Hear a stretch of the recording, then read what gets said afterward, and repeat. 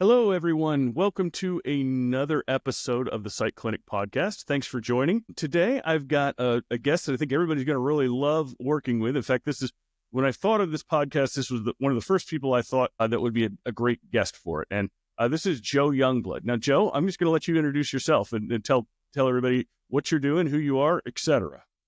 Excellent. Yeah, my name's Joe, obviously. I've been doing SEO for quite a while, worked for Tony for a little bit. Now I run my own agency here in Dallas called a very inventive name, Joe Youngblood SEO and Digital Marketing Consulting. So, wonderful name that I came up with there. Very, very imaginative. So you can imagine how creative we are. I'm just kidding. I also used to run an agency called Winner Chicken Dinner, but we had to change ideas after people started trying to get rotisserie chicken from us. Wow, it's interesting. Yeah. That would have been a good name for a restaurant, I think. Yeah. We got listed in Austin as a restaurant. I think one of our competitors was screwing with us, and we started just getting floods of orders, people trying to order chicken. I'm like, we're not even in Austin. We're in Dallas. Please quit calling us. Oh, there's a good opportunity for someone go down to Austin and open up a chicken place. Okay. So what we do today, and just so those of you who have not watched or seen an episode, you probably haven't because there's only a couple out there, we're going to go through 3 sites. Now, these 3 sites have been either submitted or I found them. Eventually, they'll all be submitted, but right now, we haven't had enough. That's one thing I do need you as an audience member to do. If you know someone who has a site that you think could benefit from getting a critique like this, please go to siteclinicpodcast.com and submit it. Submit your friends' sites. It doesn't matter. We're just looking for sites to critique, and you will never get a spam email from me. The only thing you'll get is me telling you when the podcast comes out so you can go watch it. Other than that, you won't hear anything from me unless you want to. So that's kind of how that is. So if you have a site or you want to be looked at, and then if you're looking to be a guest on here, so there's instructions for that on the Site Clinic podcast as well. I am looking for guests as we continue. We record once a week. We're doing more than recording once a week. We're recording several times a week, but then we are distributing once a week. So just everybody be aware that there's going to be needs for guests. There's going to be needs for sites. But with that, let's go ahead, Joe, and jump into our first site, and it is called Booming Bookkeeping. And let me share it really quickly so that everyone can see what we're looking at. Okay, can you see it, Joe? Yeah, I see it. Okay. Now, this site, I've actually known the guy that created this for a while.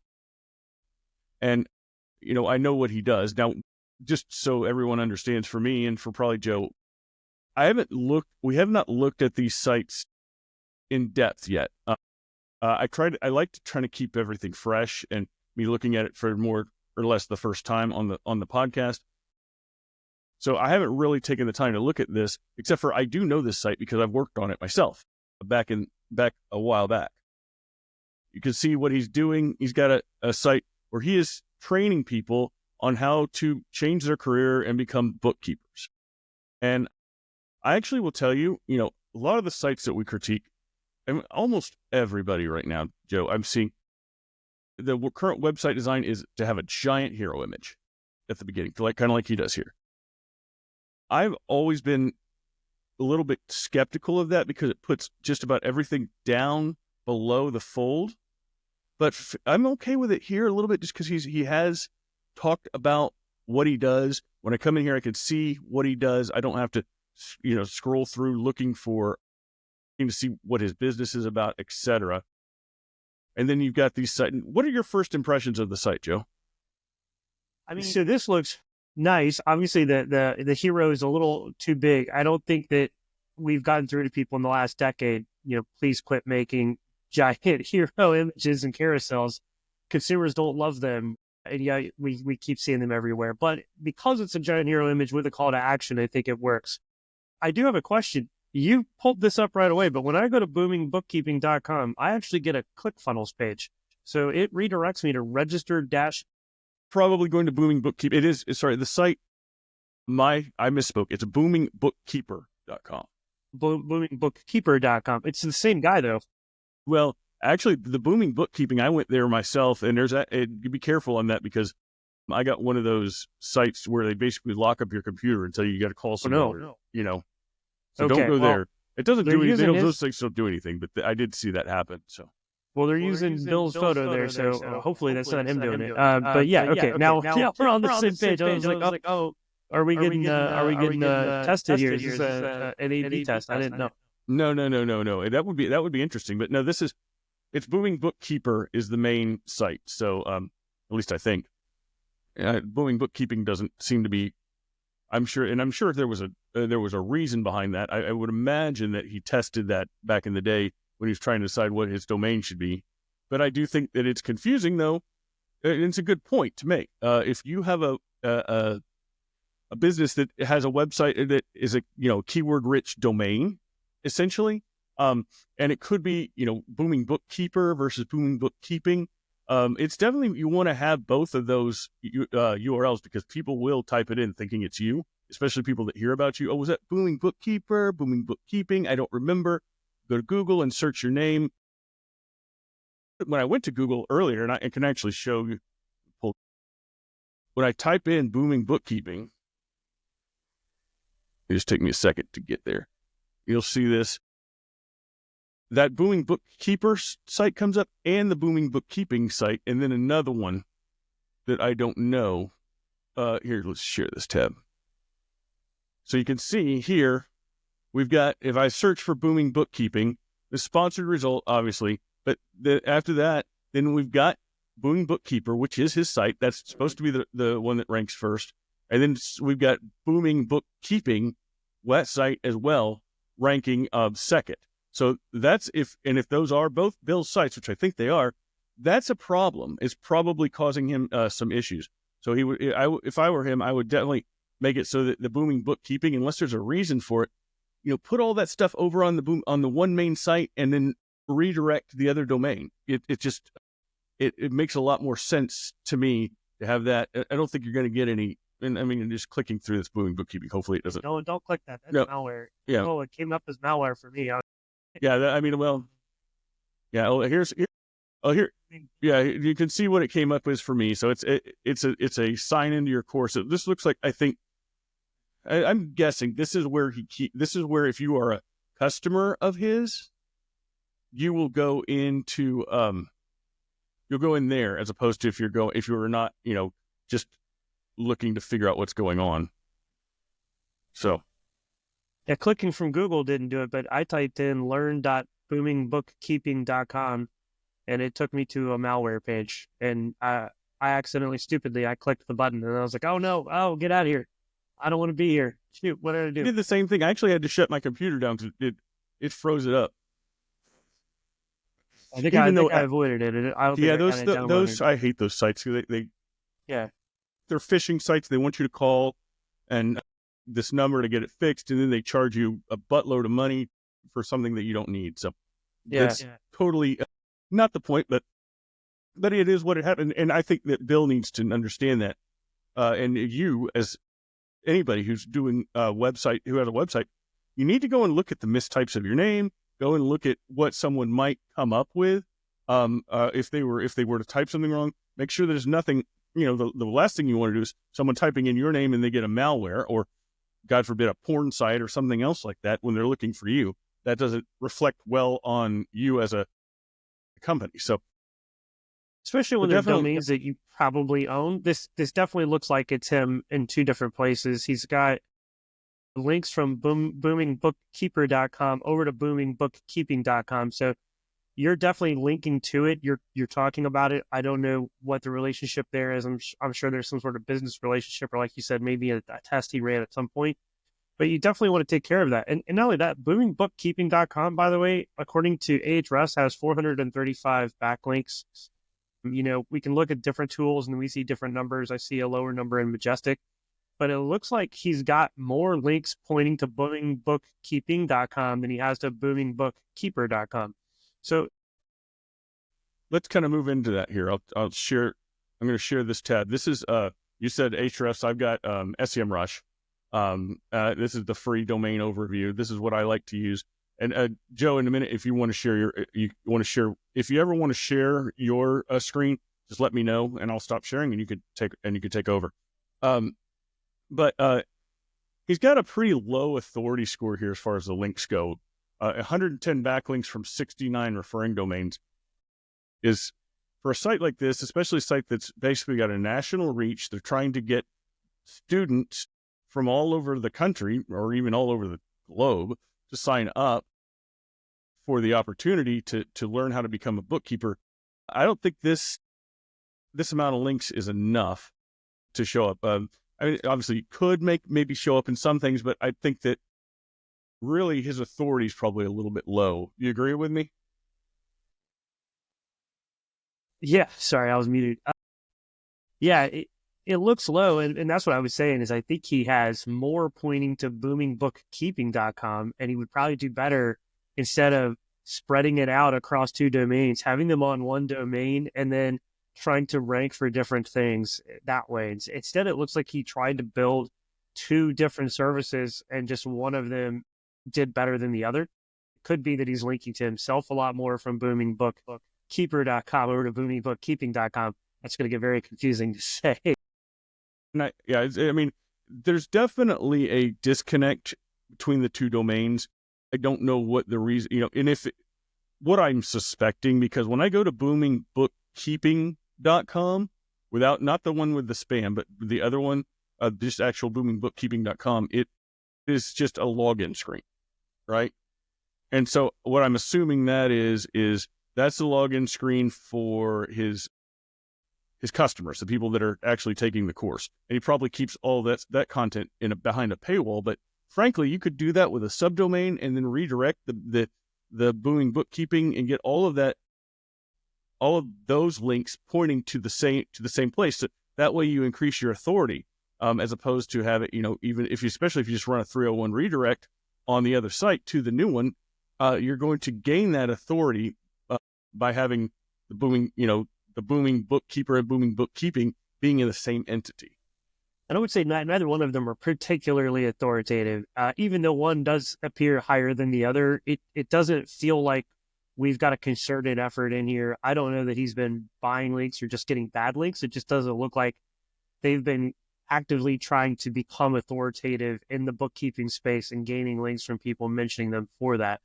The few links that they get don't appear to be pushing much authority in that direction. And that's something I would look at. I would dive into deeper if I were them. Say, what is our link building strategy? Are we where we need to be? Like, are we happy with the structure, first off, which I don't think they are.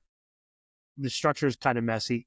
And if they're happy with that structure, then I think it's time to start looking at the link building strategy and figure out, how do we get links to both of these platforms?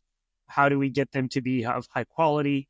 You're going to have to start doing some commentary. You're going to have to start doing some PR campaigns, some link building campaigns, some classic link building. But you want to start doing something to get those high authority links. Otherwise, you're kind of be waiting in this mediocrity for a while. And I think that's where they are.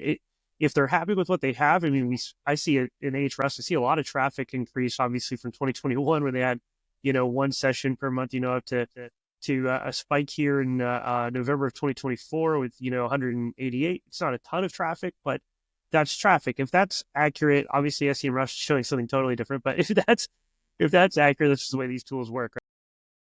Well, I can look at all three. Majestic, SEMrush, Moz, even in there's no such thing as an absolute number. I would look at the all time. Check the all time real quick in SEMrush that you got it pulled up. I'm just curious with that. Right down there in the chart, above the chart where it says all time. I know where it is. Yeah. And so I lost it for a second. Sorry. Okay. You're good. Yeah. So it's kind of similar to what we see in Ahrefs. I mean, it's not identical. They're roughly similar. You're not going to see exact one-to-ones. SEMrush is saying he's getting way more traffic than Ahrefs is.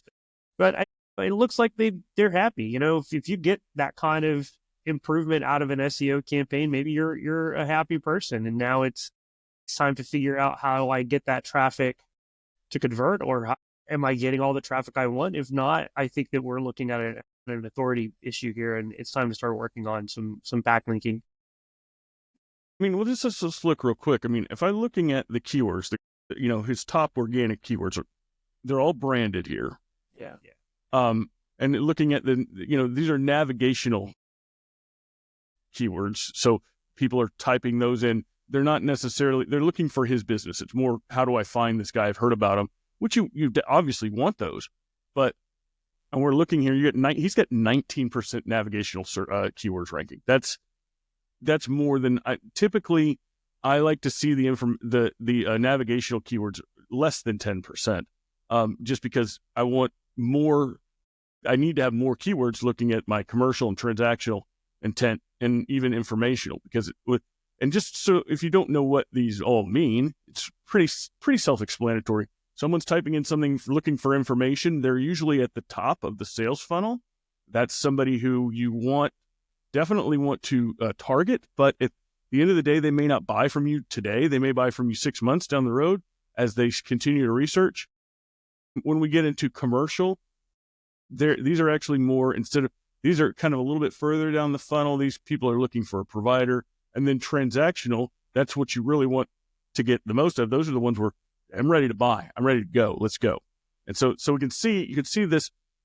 The SEMrush it does a pretty good job. Usually I've gone through and tried and looked at it, and I agree with them for the most part. If it's informational, navigational, it's a pretty good tool. This is free. If you want, SEMrush isn't free, but this page is free. So anybody who wants to run this on their own site, you could go do that. But you could see, let's go look into these transactional keywords here. Looks like they're still mostly branding, but then keyboard rich challenge, I don't even know what that is, but all these are branded keywords, so that they're not, it's not quite as good as it looked like when I was looking at the number of keywords. Because a 10% transactional is probably usually pretty good, except they're all branded but I'm looking at their overall keywords, and 93% of the keywords they're showing up for are non-branded. So that's a good thing. You want to definitely show up and dominate your name, but that shouldn't be the majority of your traffic. Yeah, and if you go and you type into Google just bookkeeping business and you take booming out of it, right? That big keyword it was showing us. A lot of times when you see branded keywords like that, you think, well, I can drop the brand out of there and maybe that I'm going to do really well on. And the Google's telling us the intent there is to help people figure out how to start a bookkeeping business. So the keyword bookkeeping business doesn't appear to have any sort of commercial or transactional intent. It's more about education. And so I would take that to mean if I am ranking on that and I'm showing up, great, but that's not my target. I want something that's turning into money. So I would probably start thinking about, how do I go about getting in front of my target audience as a bookkeeping business? If he's actually trying to, do bookkeeping for others, I would say one thing I would love to see him create, or just anybody create, is, when to hire a bookkeeper. What does a bookkeeper do? An article like that, like just the basics, the beginner's guide to, hey, you're a business, you need a bookkeeper. All of us have been there. Bookkeeping, accounting is over our heads. Entrepreneurs, we're like, what? You have to get into the weeds with it. And I don't see a lot of that. You can see right here, how to start a bookkeeping business. Or here, I went ahead and did that search. Yeah. It doesn't show up on the first page for that search, and that's a main keyword for him. Yeah. I mean, look, if you look at, there's sites in here that, frankly, don't belong. Wix, why in the world is Wix ranking for this page? Well, it's just, now we're talking Google search quality going down. But the intent here is like, hey, if you rank on this, these people are probably not going to hire you. That's what Google's telling you by this. Unless it's in the local map pack, maybe you're getting hired. But in the rest of the SERPs, this is all about reach. This is all about, views. You're not turning this into money. And so when I think about a company like this, when I think about a business like this that's investing in SEO, that's got a solid start, I start to look at what is it we're doing, and then how are we turning that into money? How are we making money from that? And so I see a gap there. I don't see anything that I could find so far on his website that says, hey, maybe you're on the fence about hiring a bookkeeper. This is why you should hire us. This is what we do. I don't see that, and I don't see him ranking for that. And I think that's because I know the site because what his whole purpose is, he's not trying to get to sell bookkeeping services at all. And I'm not sure how well that's, because what he's trying to do is teach people how to become a bookkeeper so they can start their own business. So share it again, and you can. Well, I got the intent way wrong. Let me reread this. Yeah. So, well, but you know what? I think that's a good point. It makes a good point because if I'm coming in here, and I will tell you, the first time I saw this site, I had the same thought as you, and I kind of skipped over. It's like, oh, he's selling bookkeeping services. No, that's not what he's selling. He is selling training for people to become bookkeepers. And I think that, like, for instance, I probably would change this headline to be a little bit more. I'm a huge fan of kind of hitting people over the head with a hammer, learn bookkeeping and improve your life, something like that, instead of the perfect work from anywhere business. I wonder if he has tested that messaging to see if that's the messaging that's going to appeal. I would think that the people that are looking to do this are more interested in the career changes, the opportunities that are out there, et cetera, as opposed to, wait a minute, I need a job where I can work from home. Sure, that's probably some people are interested in that, but in reality, the ones that are going to take your course and succeed are the ones who are looking to change and really get into bookkeeping and start their own business. Yeah, and I'm looking here. I'm kind of re-reviewing now this new intent in mind, and I can see it. I see where he's coming from. He's like, hey, the pandemic, you want to work from Bali, that's fine. This is the job you want, right? This is where you go. Come here. But all that stuff doesn't speak to me. But I'm just not interested in the product. So maybe that's why. It's just I glossed right over all that. I was like, how do I hire this bookkeeper? He wrote an article called "How to Start a Bookkeeping Business," and you're gonna laugh at this when you find it. How to Start a Bookkeeping Business, and the title tag is "In the Year 2021." It hasn't updated in 4 years. So, maybe that's part of it. I don't even know if that article ranked really well, but, we're going back to that authority issue.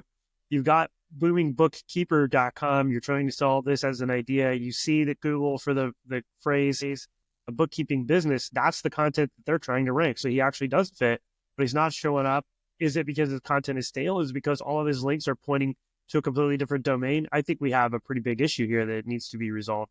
So he needs to go through. He needs to freshen up the content, fix any of the dates that are out of whack that might be throwing Google off.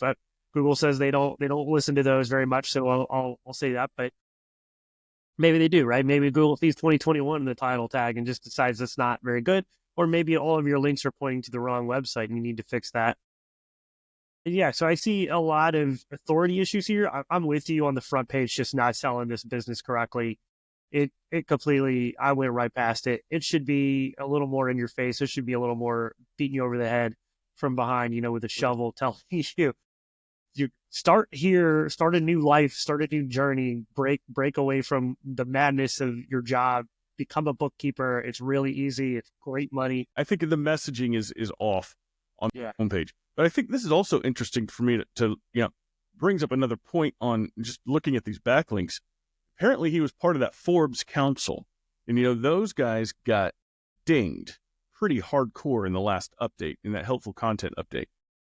They, Google has basically said, those, because the Forbes council and then the business journals have one, where it basically allows anyone to write for them if you're, I was actually a member of the business journals one for a time, because it was a good deal. I could write an article, get it published on business journals, and it cost me I think it's like $1,000 a year, and I could write anytime I wanted to on that site, which was great for me, authority. But if you are someone who is nefarious backlink, I can definitely sell a link off of Forbes or business journals, for $200 or $300 a month, and in some cases, and we see it happened, and Google saw it too, and they pretty much decimated the traffic on those types of sites. So did you have anybody that was involved in that, Joe? Did not. The Forbes Council reached out to me multiple times, and I declined. I think it was like $4 or $5 grand a month is what they wanted us to pay for me to write an article. And I said, so you want me to give you my unique content, put it on the Forbes website just to get a couple of links? Well, shouldn't you link to me anyway? And then the answer was no. They're not going to link to me unless I pay them. So that part kind of sucked. So yeah, we kind of avoided that mess. We do try to obviously do guest blogging. I think that I am against Google going after guest blogging. I think guest blogging at its heart is a very good practice. It's the core of the internet, in my opinion. Going to somebody and saying, we have similar concepts, we have similar businesses, I'd like to write this for you. I do think obviously it got, way abused by the way things go on the internet.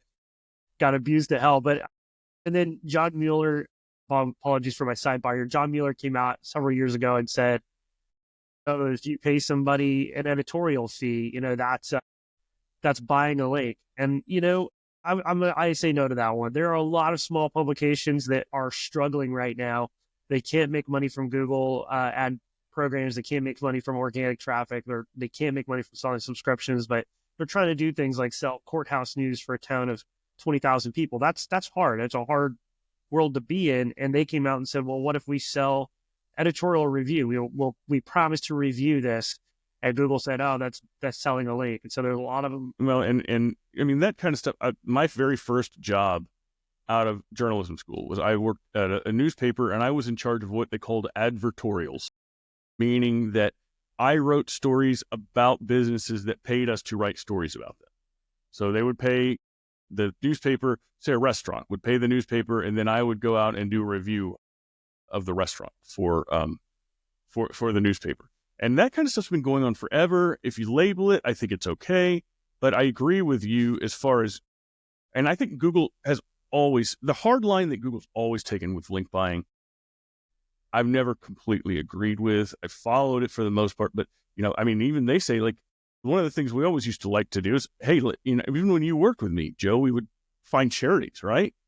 We could get a link from a charity, from a charity site, and we give the charity money. So that it's everyone wins. Charity's getting money.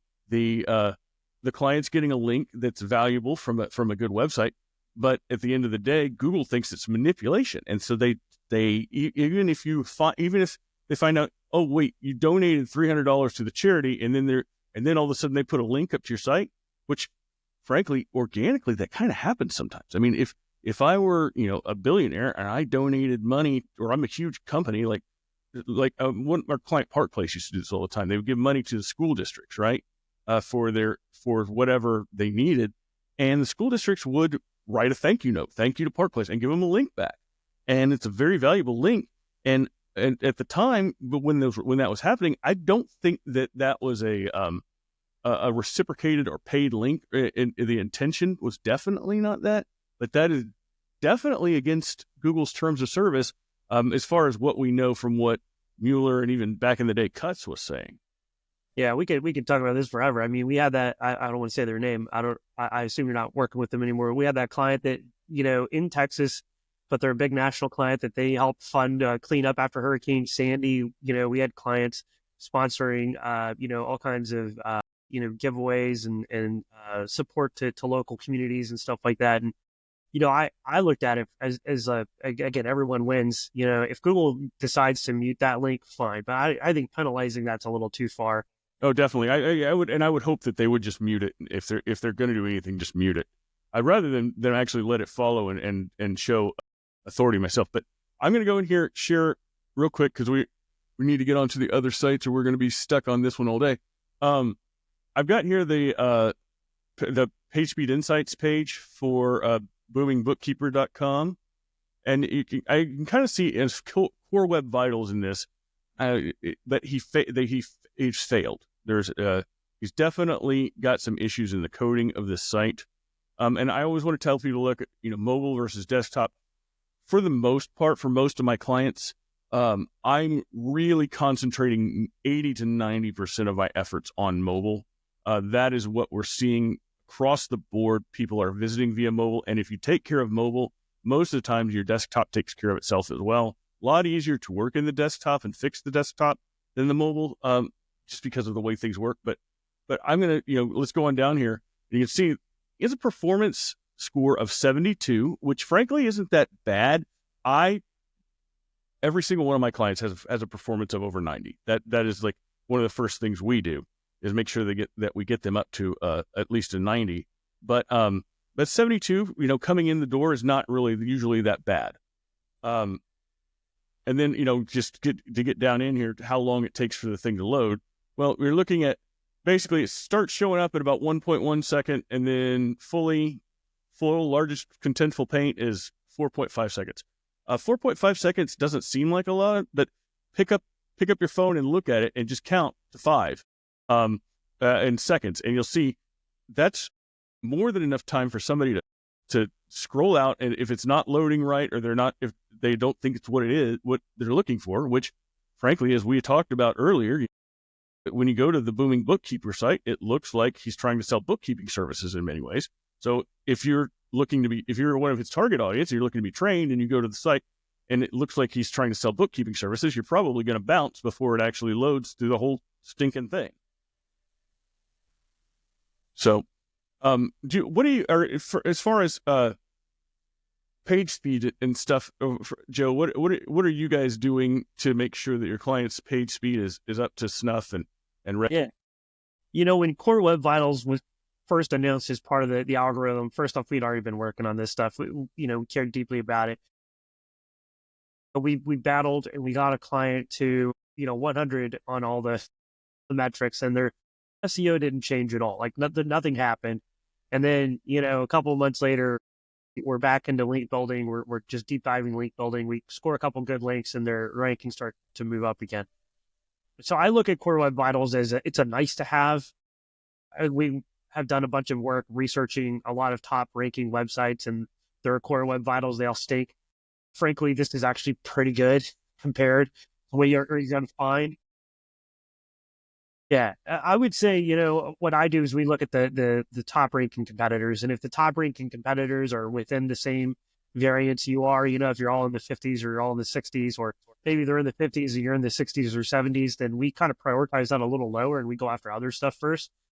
A lot of times we'll have clients with in-house tech teams. And so we'll just use tools like PageSpeed Insights or GT Metrics or anything else that we can kind of unearth an insight and say, this might be a problem. See if you can find a way to fix this. The good news is with AI coding tools, we can do a lot more than we used to be able to as SEOs.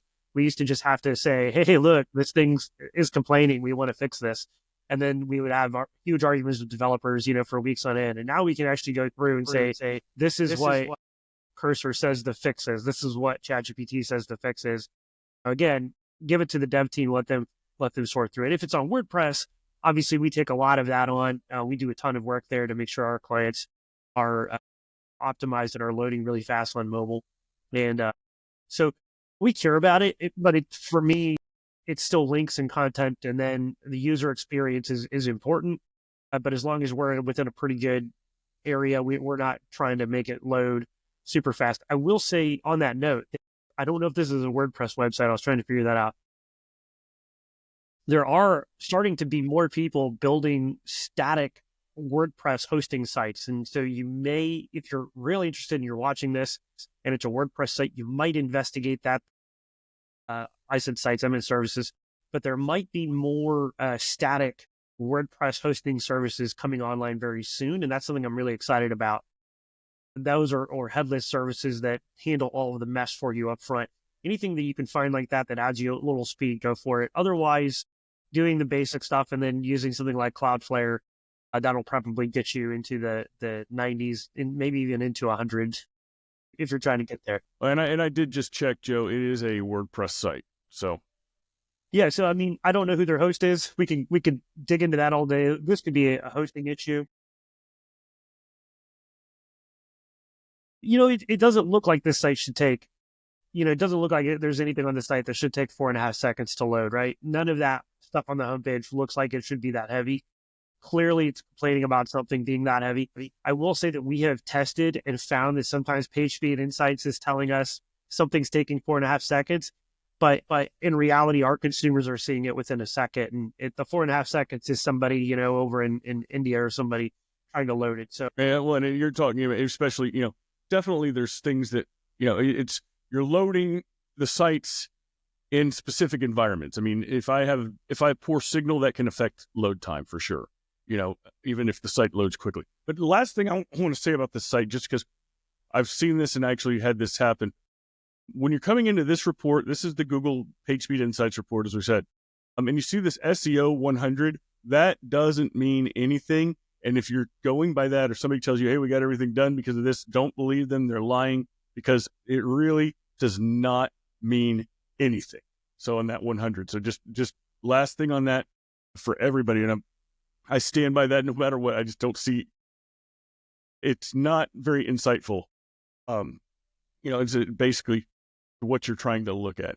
Yeah, I moderate some subreddits, and I love it when people come in there and they say, "I'm not ranking in Google, but it says I have a 100 on my SEO. Where are my rankings?" Yeah, it just means that you have SEO stuff on your site that passed to the audit, right? And so Tony's showing it right here. It's saying the structured data on your website is valid.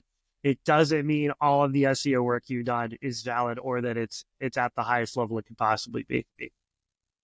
Okay. Well, let's go ahead and move on to our next site. We have North Austin CPA. Hold on, my Spotify just launched. Get out of here.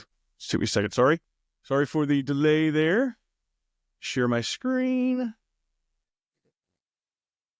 Here we go. Okay.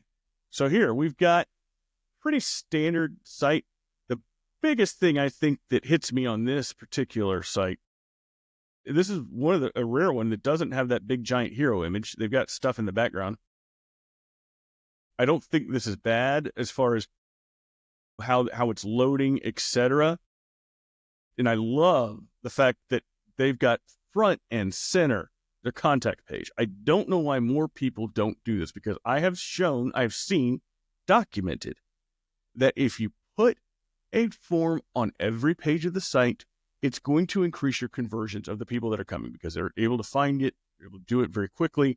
It is something that works, but a lot of people don't like it because they just don't like the aesthetics of it. They don't like the fact that feels like they're asking for the customer's information all the time. And I don't see it that way. I see it as more, this is definitely, I like the form. It's all the information that they need. I'll tell you, I've got clients, I was working on one the other day. I go in and they have a form that has 20 different places to fill in. And and I asked, why are we doing this? Well, we're trying to pre-qualify them before they come in. Do you have enough? Are you getting enough? And the question was, are you getting enough people that are not qualified coming in that you're wasting so much time that you have to pre-qualify them on the website? Because in reality, what you're probably doing is driving people away from it, because they look at it and say, I don't have time to fill that out. That's too much information. I don't want to give them all that information, blah, blah, blah. So you're trying to figure all that stuff out. It really is just not a good way to do things with a giant form. And pre-qualifying people, I like to qualify people after I have their information, right? At the very least, in today, you can do this pretty easily. Say, you get someone types in this information, but you need to know more information about them in order to make sure they're qualified as a lead. Once you get their email address, shoot them an email that says, and then have them answer. They're much more willing to do that after they've already kind of told you that they're interested than they will be at this point where they're just getting to know you. It's kind of like asking somebody to marry you before you date them. I noticed we have a classic title tag issue here. They put their brand name at the front of the title tag and the keyword they're targeting at the back. And I'm wondering if that's because they want to be known as the brand first. Is that what they're trying to do? I think that's a good point, because I'm showing now that the code here, so you can see the title tag. Title tag is Zaversnick, Abbott and Associates, accounting firm in Cedar Park, Texas. It says what they are, but I agree with you. Having the brand name up front, they're going to rank for that anyways. They just are. Yeah. And so they don't need to have that as it's just wasted space, in my opinion. If you want to have it I can see if you think, if people know you, like if you're AT&T or you're Verizon or you're a well-known brand and you've done a lot to get your brand out there, then definitely having your name in the title tag will help you get clicks, because they're going based upon your brand reputation. I am pretty sure that Zaversnick, Abbott and Associates does not have a huge brand footprint, even in the community that they're in Cedar Park. So I don't see any benefit to having that in the front of that. And that brings me to my second point is, why are you targeting your homepage, the strongest page on your website, to the smallest city in the Austin Round Rock Metroplex? Like, that area is booming right now, but a lot of the business is going to Austin or to Round Rock. It's not going to Cedar Park. So I would worry that they're losing a lot of opportunity here. They may not be able to compete with the homepage, and in that case, build an internal page about how you service the city of Austin. Because as companies in the city of Austin are looking for you, they're just not able to find you because you're up in Cedar Park and you're targeting that you're only in Cedar Park. So what Google is going to look at this site is it's going to say, well, you're North Austin, but you're Cedar Park, so you get Cedar. I think, and I, it's ironic. My wife is from Cedar Park. That's where she grew up. But I will tell you that he's definitely got some issues with targeting it's just like, if you're in a city or in a metro, you're going to have little cities like this, and you have to take care of it. In fact, Joe, it kind of reminds me back in the day when you and I used to work together on that apartment locator that you worked with when I first met you. How we had to create pages we used to create those pages for each individual city, and we would go and spin them and push in, and kind of pushing the edge sometimes on what Google said we should do and what we did. But I tell you from experience that if you don't have at least a mention of the cities that you serve on your site, then you're not going to show up for them in organic. And it actually makes it even harder in GMB as well.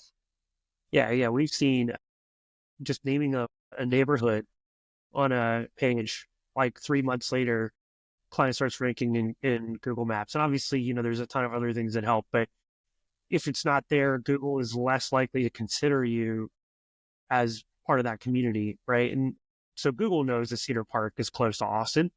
But if I'm in downtown Austin and I'm looking for a really good accounting firm and you're in Cedar Park, you could win that traffic if you optimize the site for it. If you don't optimize the site to even kind of remotely talk about that, then you're not going to get the traffic.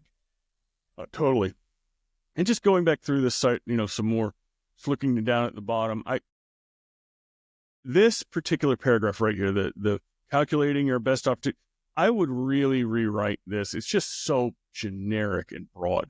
Doesn't show anything about who they are. Wide variety of industry sectors. They're all over the place here. It seems, and then you go to services we offer. I might push this up a little more, because if I'm coming into this site and I'm looking for a CPA, I want to know, do they do tax services? Do they do, the bookkeeping?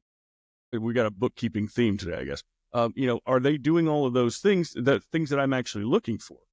And they're going to be more interested in that than this paragraph here that, frankly, I don't think it's just a bunch of gobbledygook. It doesn't mean anything to anybody. Yeah, I definitely can see somebody wrote this thinking they were like really great at marketing, and they were like, this is my magnus opus, right? I find a problem with the calls to action. I don't know if you've seen this. They're very inconsistent. The contact us showing right now, nice button. That looks like something I can click or tap. But if you scroll down to the services, which you were just correctly talking about, need to be higher. Right. To learn more text, am I supposed to click that? Am I supposed to stare at it really long? I don't know what to do with that. Click it. It goes through to tax services, gives you more information about tax services.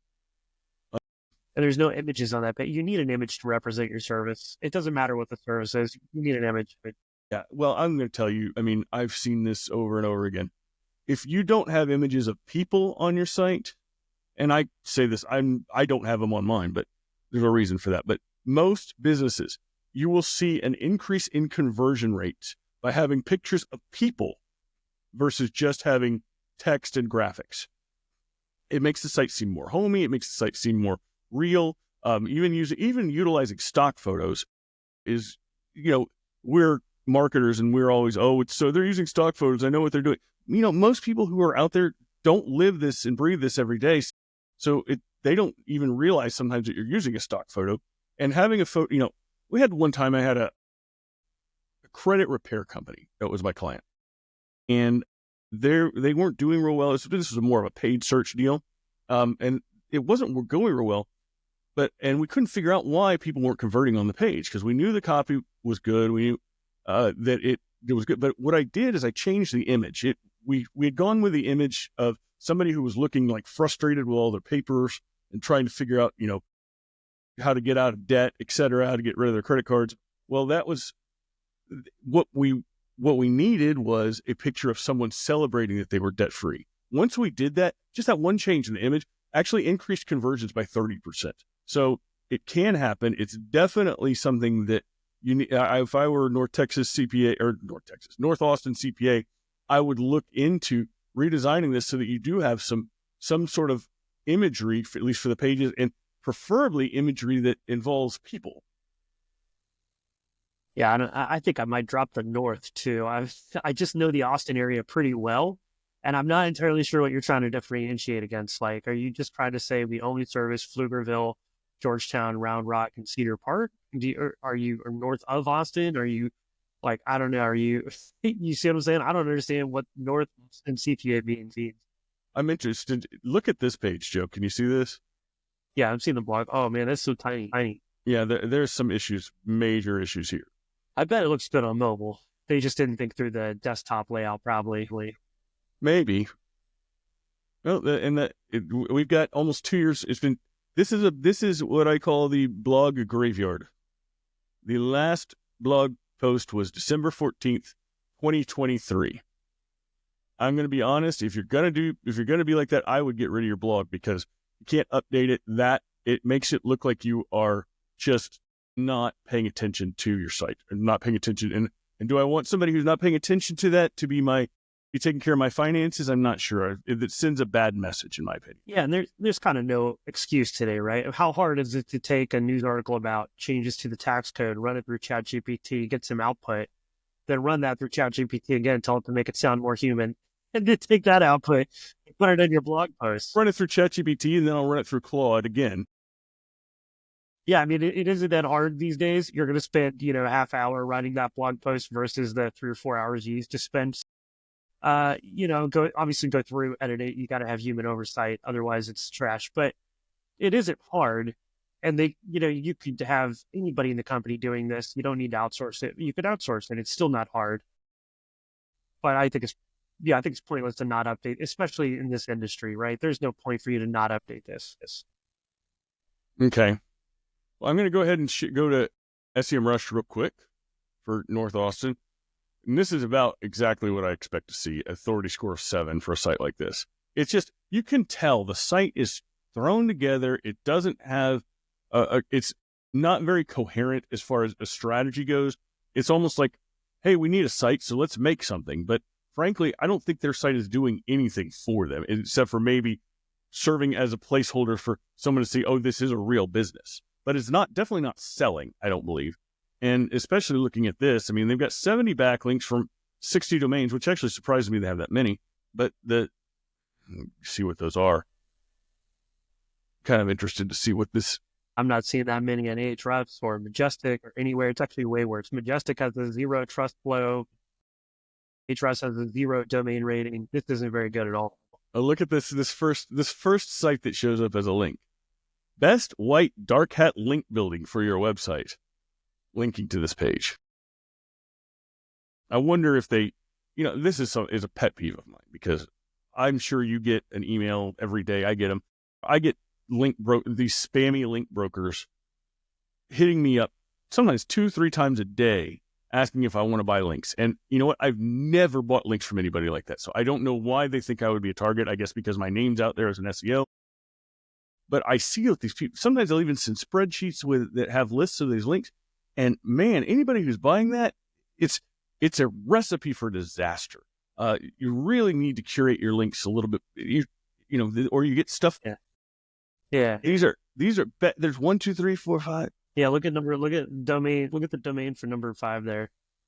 Oh, that's the greatest. Skin City, India. And they even have it nested by dates. That was just, October of last year. There's something going on here.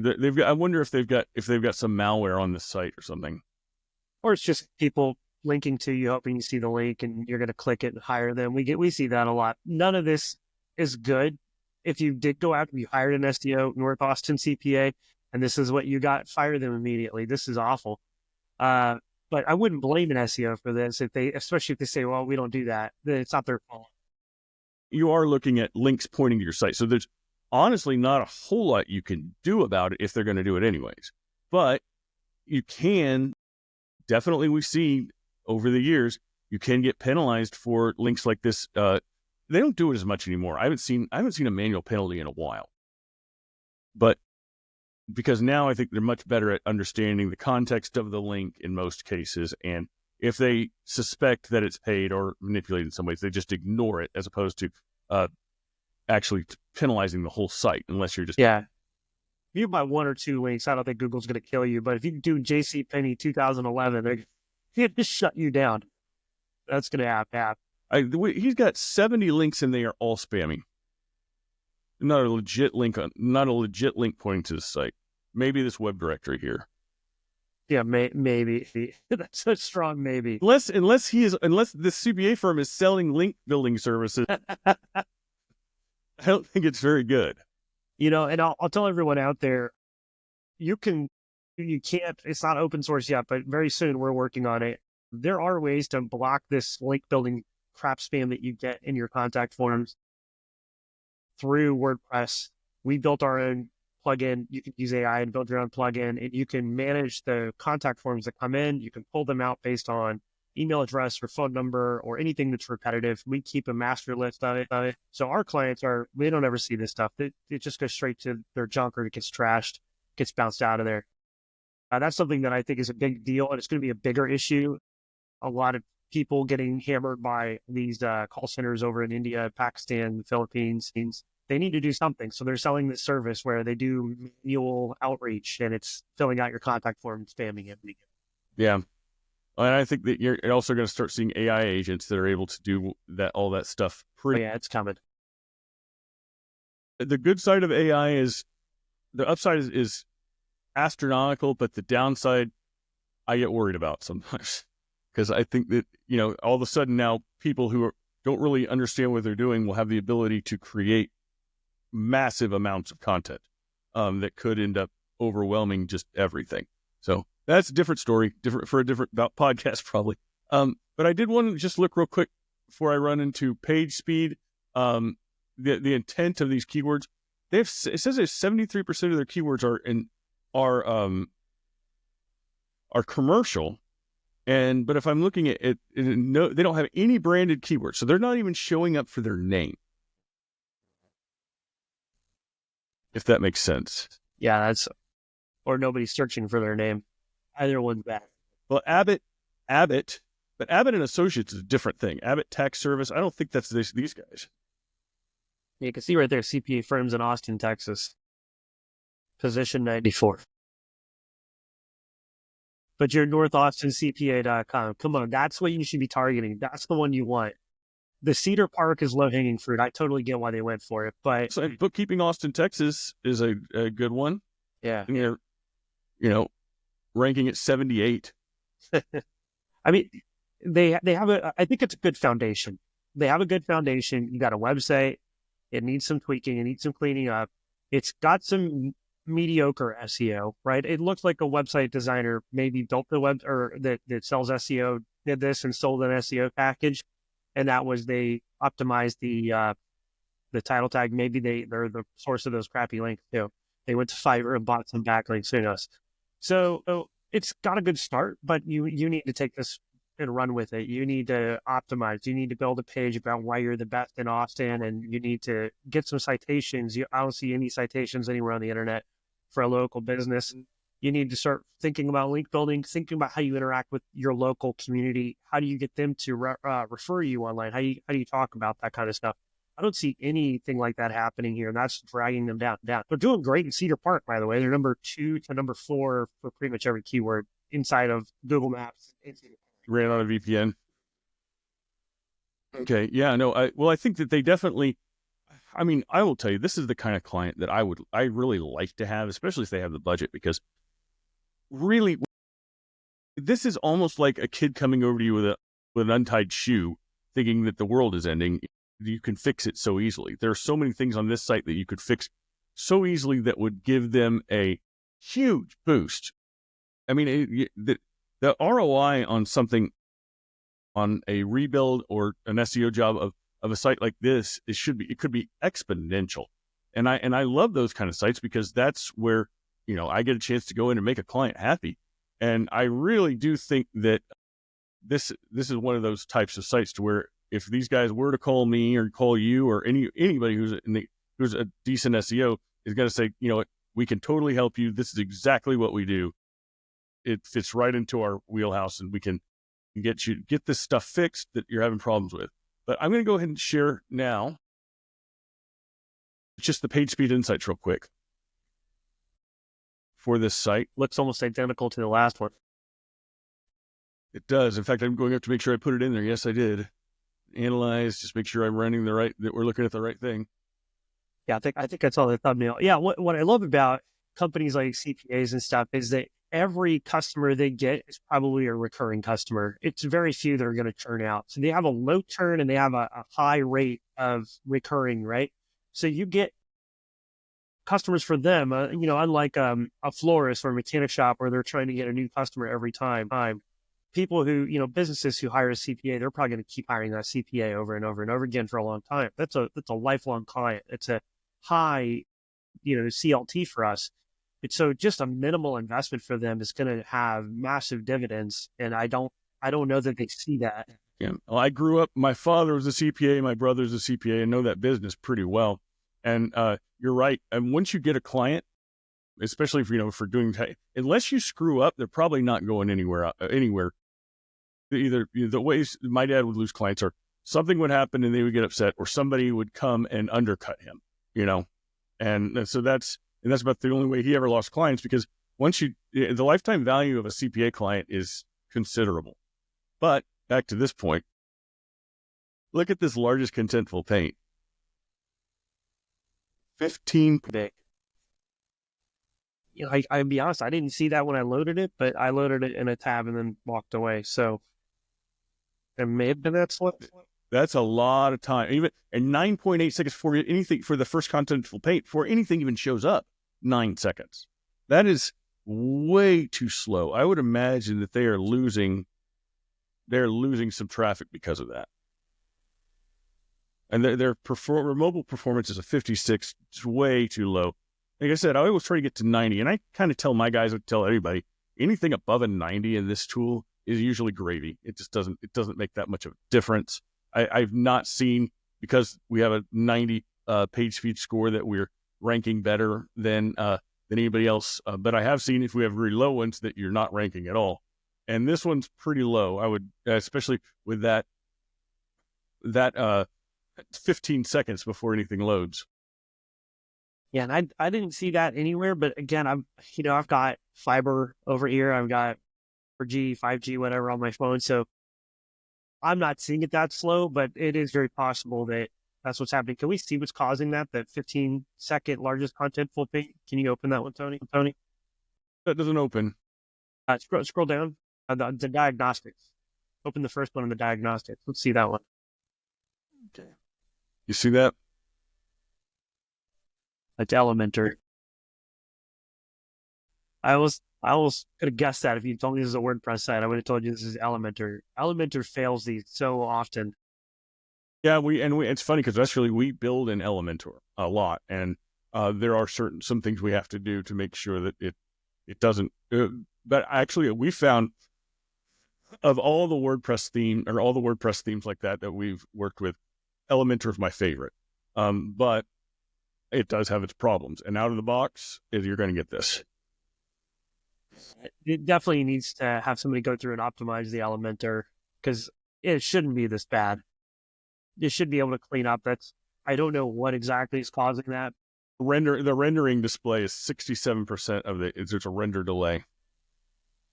So yeah, that means, and that's 67% of the lowest contentful paint right there. So that is definitely an issue. But I mean, you can look. This tool gives you, how much is it going to save you if you do this stuff?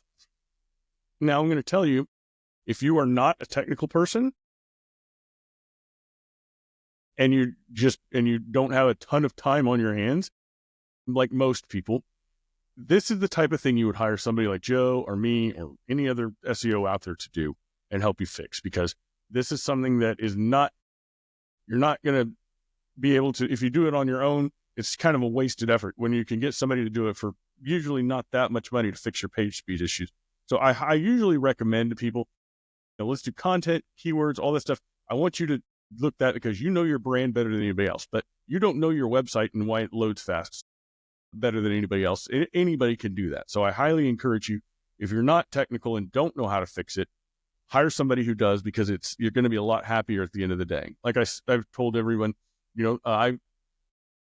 I could try and fix my sink or something when I have a plumbing problem, but when I do that, a lot of times I would end up spending a lot of time and probably flooding my house as opposed to me calling a plumber. And that's the same type of thing, as if you don't know what to do, then you need to actually go and find a way to find somebody that can do it for you.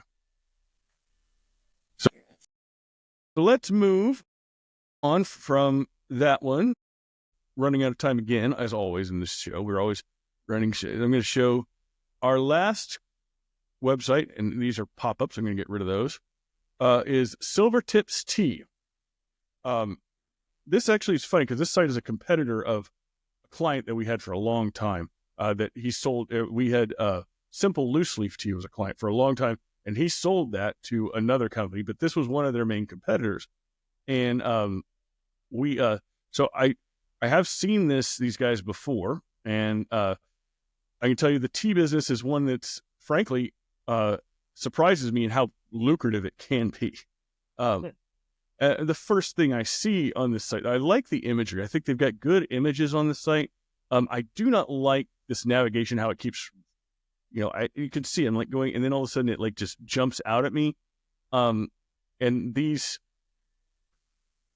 I have mixed feelings about these little organic, or these navigation elements here. Loose leaf teas, and then you got to go down here, and they're going to go great. Any of the teas, that's kind of hard to get to a little bit. It's not impossible, but it's definitely, and the fact that these are just, I would definitely use something to indicate that these are links without having to hover over them, Yeah. So, I'm drinking Earl Grey right now, by the way. This is what I got in here. I did not get it from Silvertips. I promise. I didn't plant this one. So first off, the homepage title tag. I don't know how many times I'm going to have to lecture about this. The homepage title tag is awful. It's just their brand name.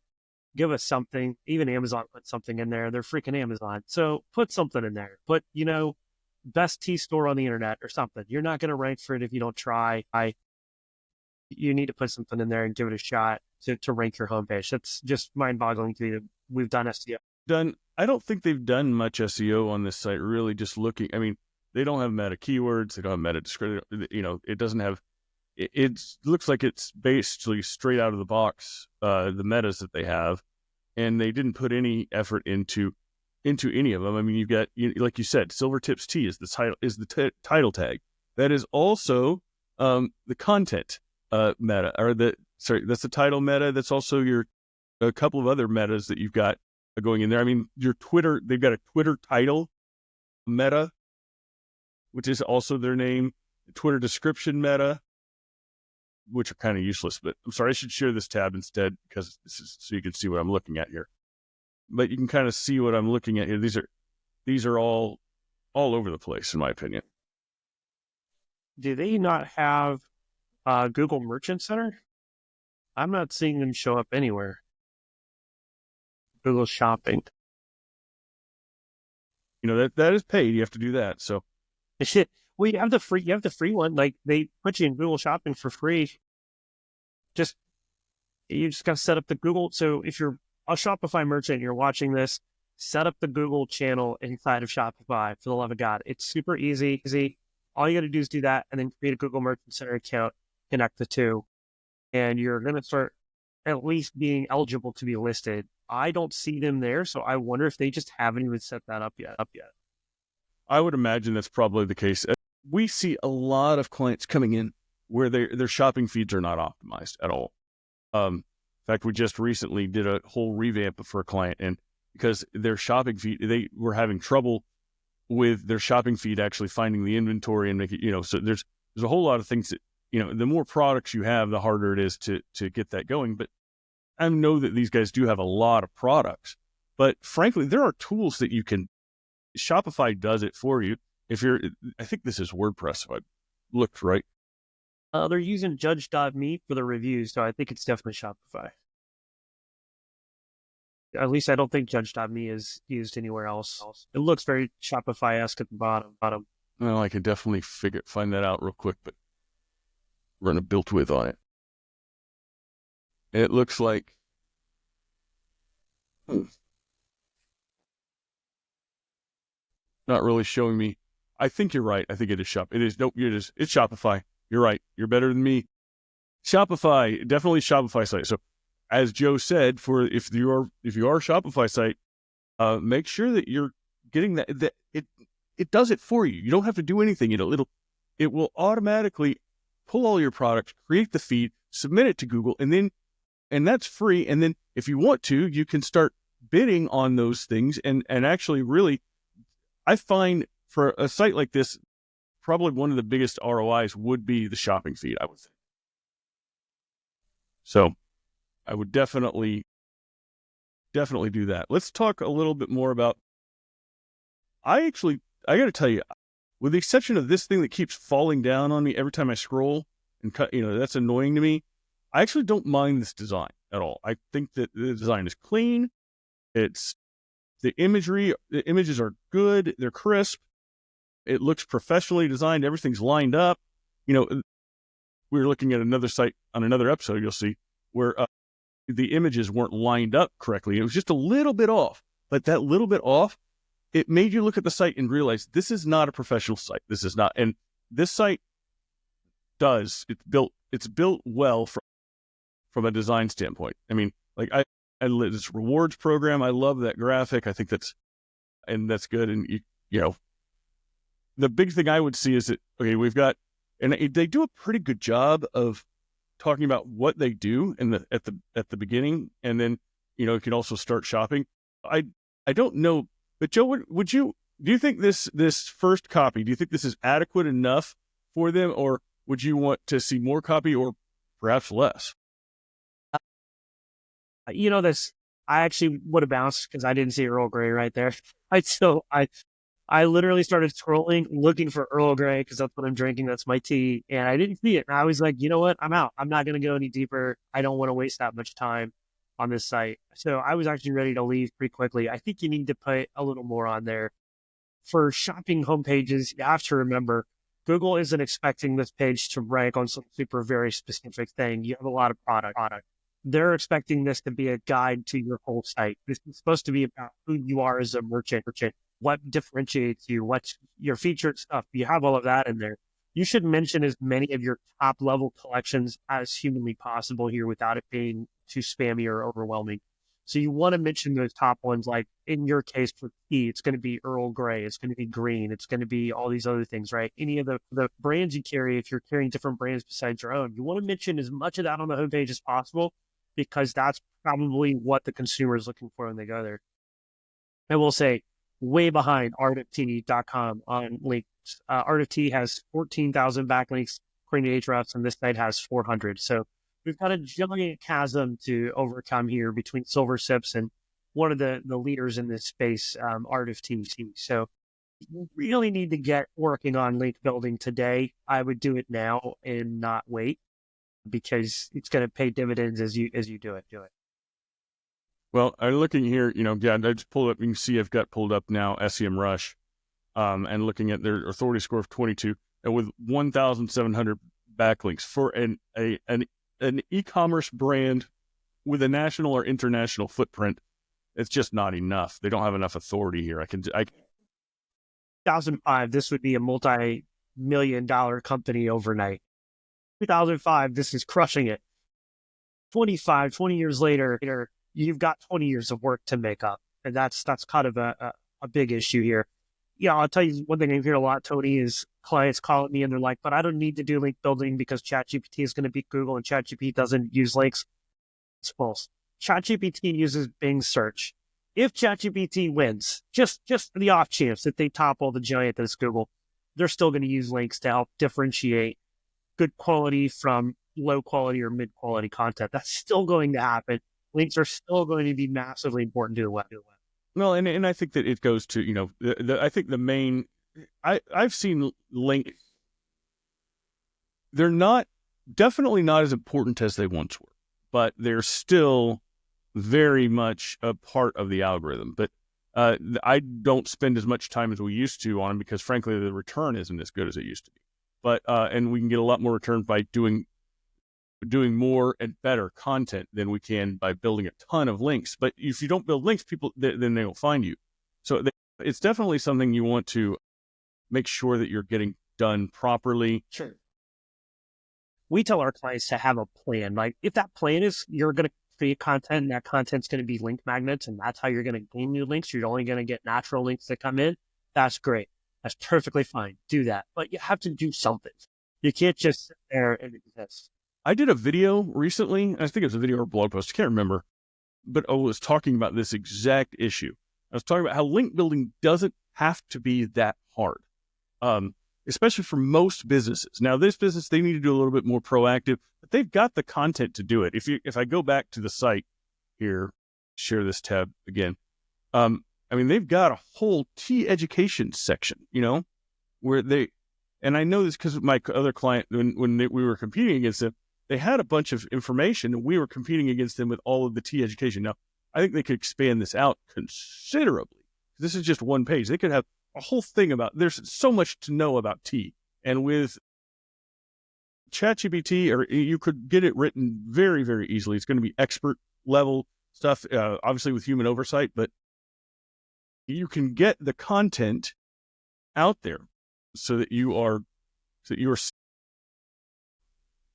basically more rankings and more people coming through. Yeah, let me jump in on that one. So we have a client, hopefully a client. They're hopefully landing here very soon. If you're out there watching this, that client is moving to Dallas from a Midwestern state, moving their headquarters here, and they called and they asked us if we would sit down and walk them through e-commerce SEO, and they're trying to keep their marketing budget low. And the CEO said, look, what we want to do is we're going to use ChatGPT deep research to write all of this content that we've wanted to write for decades. And we've just never wanted to pull the trigger on hiring a copywriter to write it. We're going to hire deep research for $200 a month. We're going to have it churn out all of these articles. Then we're going to hand those over to our marketing person in-house who's going to go through and filter them, right? Human edit them, make sure that they're saying what we want them to say, make sure that we're not referencing stuff that we don't want to reference, pull all that out and publish them. They're just going to publish a ton of content very quickly. And that's their goal right now. And they said, we're going to do that. And then we're going to go through and the expert, who's the CEO, is going to go through and add to each one of those over time. And it's going to take a little bit of time. And it sucks that we didn't get the content part of that contract, but I agreed. I was like, yeah, if that's what you want to do, we're going to have to go down in our fee a little bit. We're going to have to take that. The point is that it's accessible. I don't know that it's going to be great. I just tried to do it myself, and it took a whole day to get a deep research article that was even moderately decent, and get the prompt just right. So I don't know that it's going to be great, but the reality is that if you're an e-commerce out there, I'm the head mod for the drop shipping sub. If you're a drop shipper out there and you're watching this, trying to figure this out and trying to get some insights, ChatGPT deep research could be a game changer for you, but you've got a very tiny window where that's going to exist as a game changer, because eventually it's just going to be engines looking at your site saying what's unique, and I think we're hearing Google hint in that direction. What's unique about you? What is it that you bring to the table that nobody else in this AI slop world brings? So you want to produce that content real quick, get it up, and then also iterate on top of it. Well, I agree. And I think uniqueness, if I were one thing, I would advise businesses looking to future-proof your marketing is really dig deep into what makes you unique and what is your unique selling proposition. And good Lord, if you don't have a unique selling proposition, get that figured out, because companies come in and say, yeah, we're just selling this. And they expect you to understand, why should I buy from you as opposed to buying from your competitor? And if you haven't figured that out, then you need to go back to the drawing board, because you're not going to succeed in SEO or anything if you can't show up and show that you are unique and that you have you deserve to be listed in the top for whatever category you're looking at. So, but let's go ahead and look real quick. Go back down to the top organic keywords like we've done. Look at all of those core updates. Good Lord. So many updates there were in Google last year or back then. Okay. But anyway, so we've got silver. we've got these keywords that are showing up, silver tips, blah, blah, blah, these are your top keywords. But down here, we're looking at informational 45%, which is a lot different. Now, this is what I normally expect to see, the navigational. We had talked about this earlier, how that, I think it was the first time the booming bookkeeping had a lot of navigational keywords. These guys only have 1.8% of all their keywords that they're ranking for, which is 37 keywords that are navigational. That's about what I usually expect to see. This distribution is about, I would like to see the transactional a little bit higher, but this distribution is spot on what I see normally when a site is doing pretty well. So I would imagine that they're actually showing up and doing pretty well on a lot of these keywords, because especially 23.6% or 476 transactional keywords. That's pretty good. And that also comes down to, you can see they've got branded keywords, unlike the North Austin CPA folks. They have 43.2% of their keyword, or their 49 keywords are branded, whereas the non-branded is 56. I'd like to see actually that number switch or change a little bit. I think I like to get, as you add more keywords, it will, because your branded isn't going to grow as fast, or grow at all in some cases, as well as the non-branded will. So that's definitely something I would look at if I were them. Yeah, I'll give them one more tip here. Make sure you write content for your collection pages, your top collection pages, right? So I'm looking at their Jasmine Tea page, no additional content, just a list of products. And Google's come out and said, or Google employees, pardon me, have come out and said, well, I don't know that adds anything to your rankings. And that's just not true, right? If you write a good enough piece of content that helps the user understand how to select the right product inside of that collection and what that's about, well, maybe I'm wrong. Is there content right there? I am wrong. Tony's like, wait, hold on. Let me pull this up. Joe's an idiot. It's right there.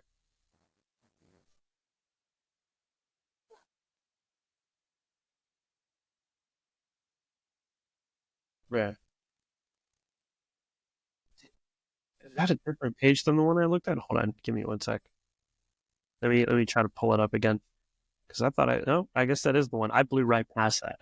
That's on me.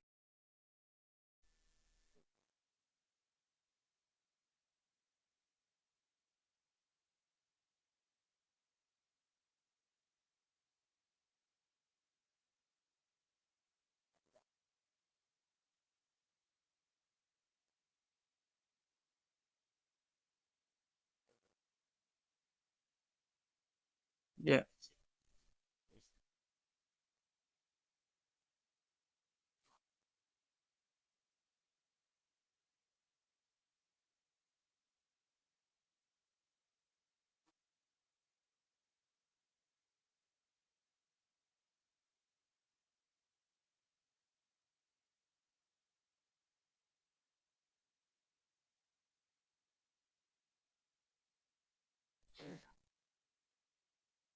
And that's it.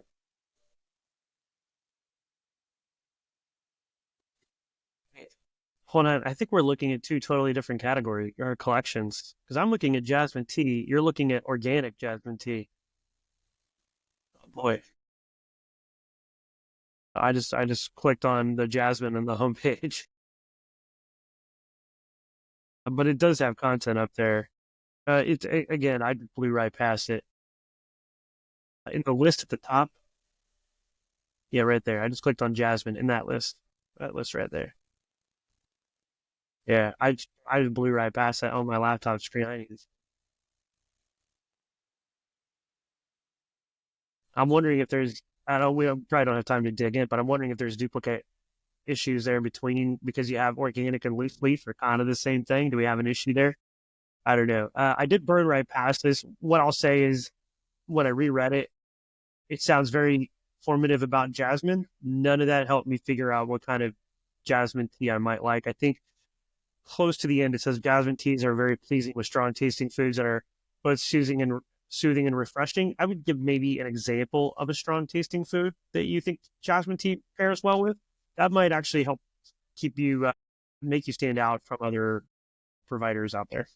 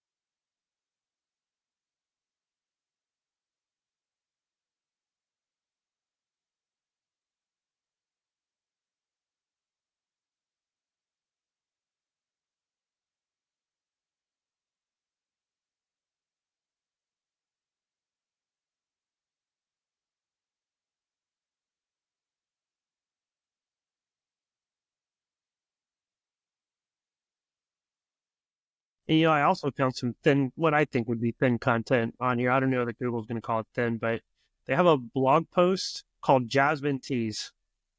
That's just the title, Jasmine Teas, which is fine. It's supposed to be like a Wikipedia like post, but it's 3 paragraphs, one image, no internal links, nothing else. If I could share that real quick, maybe everyone see it.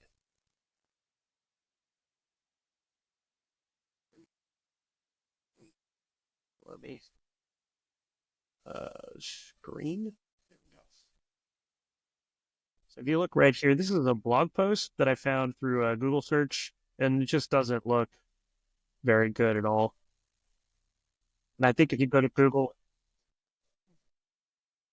yeah, it's like they just tried to, fill something out to hit a quota. Like, hey, I hit a quota. Here you go. Here's your image that you gave us. Throw it up there. But why doesn't this internally link to one of the Jasmine collection pages or both of them? Why doesn't it the recommendation? Our editors recommend these 3 Jasmine teas for beginners and these 3 for Jasmine, aficionados.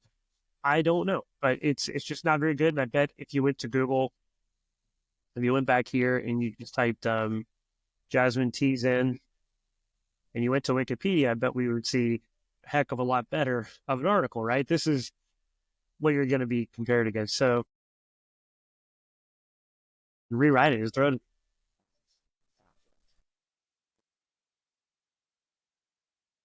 Sound more professional, but you want to be recommending people go to your products. If you're an e-commerce company and you've got a blog and you're not going in there and trying to say this blog is relevant to these products, then you're losing out already. Those internal links are gold.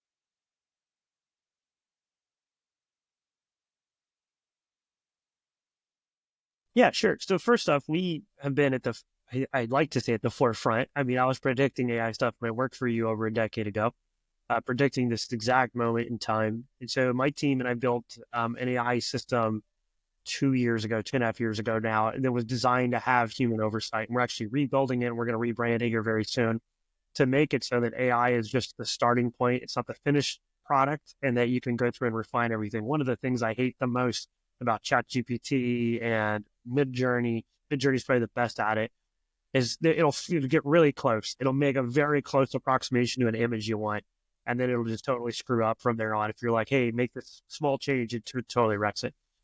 So, we want humans to be able to come in and go, what's that?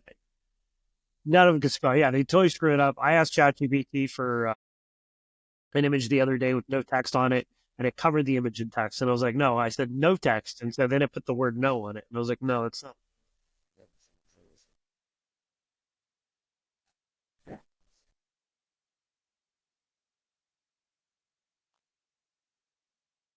And, when you look at next token prediction, I don't know that that's something they're ever going to be able to completely erase. That's why I tell everyone humans have to be involved. AI can be a good starting point, though. It's just like your juniors or your interns are a good starting point. It's okay to have an entry level thing that has a bunch of this information from some PhD book it read, right? But it doesn't know, it doesn't have the practical hands-on experience, and it really stinks at a lot of things. But it's really good to start. And so we want to have it.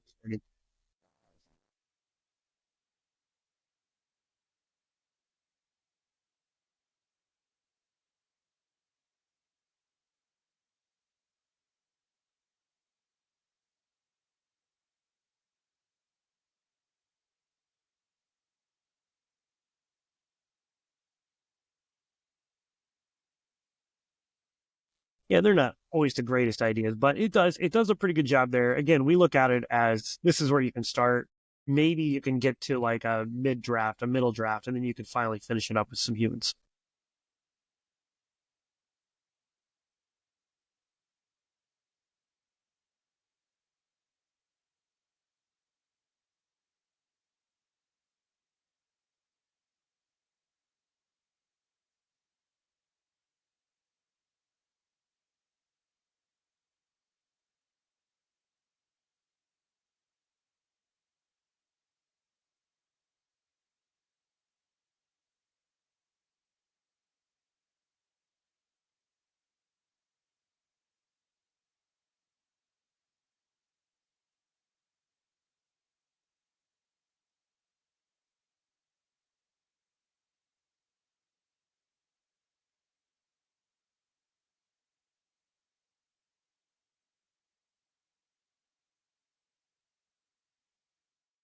Yeah, and with the Shopify, by the way, this is largely out of your control. There's very little you can do. You can tweak the theme a little bit. You can make sure the images, were compressed before uploading, but Shopify compresses them. They already have a CDN. All the recommendations we would typically give are not applicable. The best one is to basically just try not to have big images and big videos that aren't optimized already.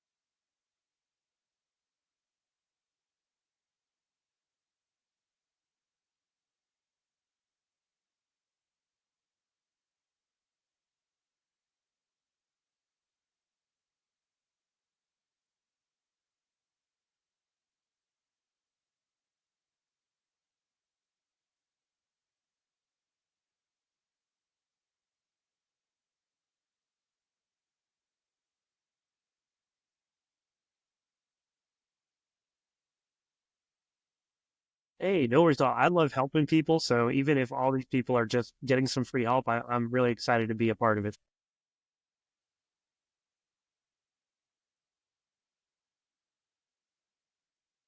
Excellent. Thank you, Tone. Talk to you later.